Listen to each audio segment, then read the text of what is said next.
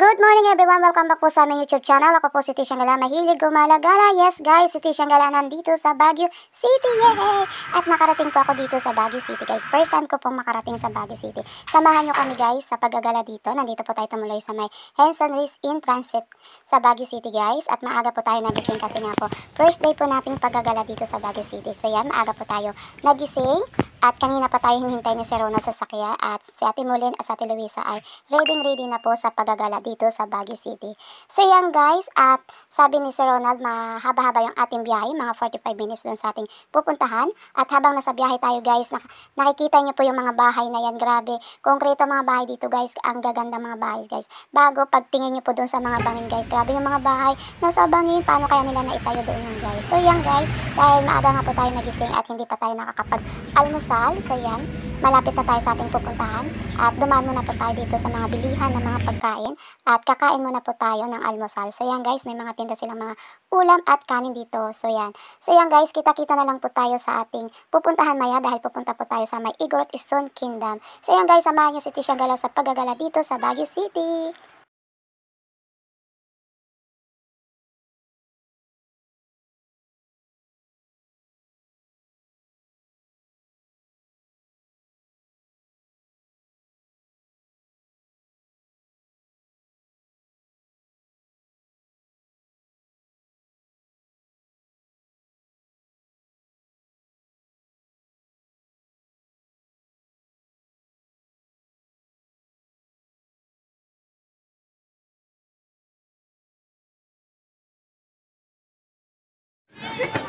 Dito sa Baguio City guys, dinala po tayo ni Ronald dito sa Igorot Stone Kingdom guys. Bago po tayo pumasok dito, syempre nagbayad muna tayo ng entrance fee. Mura lang po yung entrance fee dito nila guys, 50 pesos.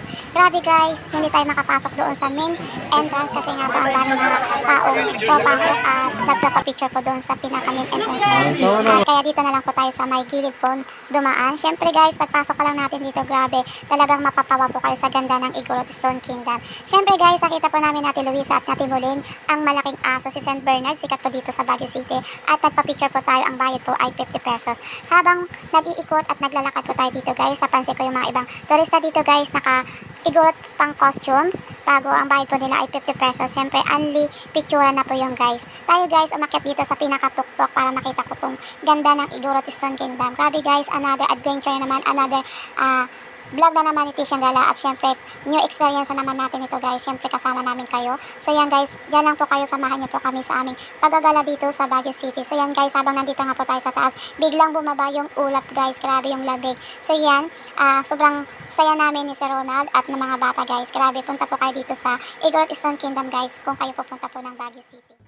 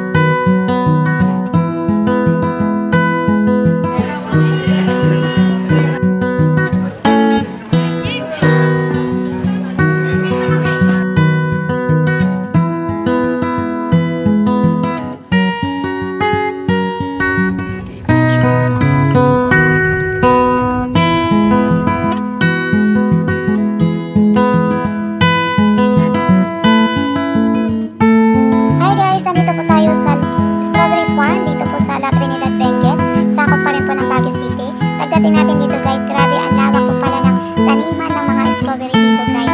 Bukod po sa strawberry, ang mga tanim nila dito guys, may mga tanim din sila dito ng mga lettuce.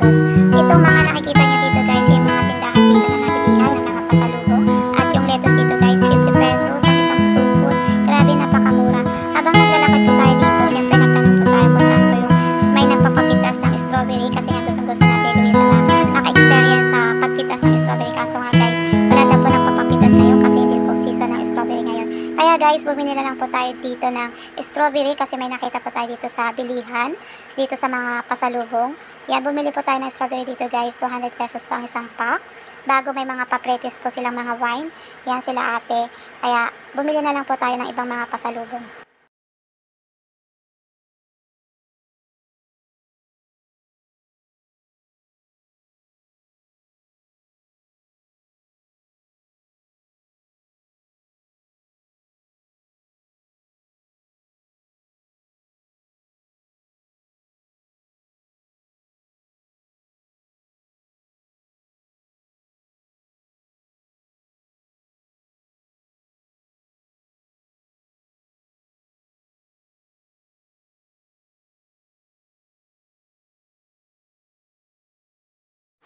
Ngayon po ay pupuntahan po natin ang Mines View Park. Bago po tayo pumasok dito, kailangan po natin magbayad ng entrance fee na 10 piso guys. Siyempre, pagpasok natin dito guys, nakita ko itong mga tindahan na mga halaman dito guys. Depende yan sa mga halaman na gusto ninyo. At siyempre guys, daming pinalampas natin rin. Sumakay kami sa kabayo at nagpa-picture po kami dito. 50 pesos po yung bayan. Gandang-ganda kami sa kabayo kasi kulay pink.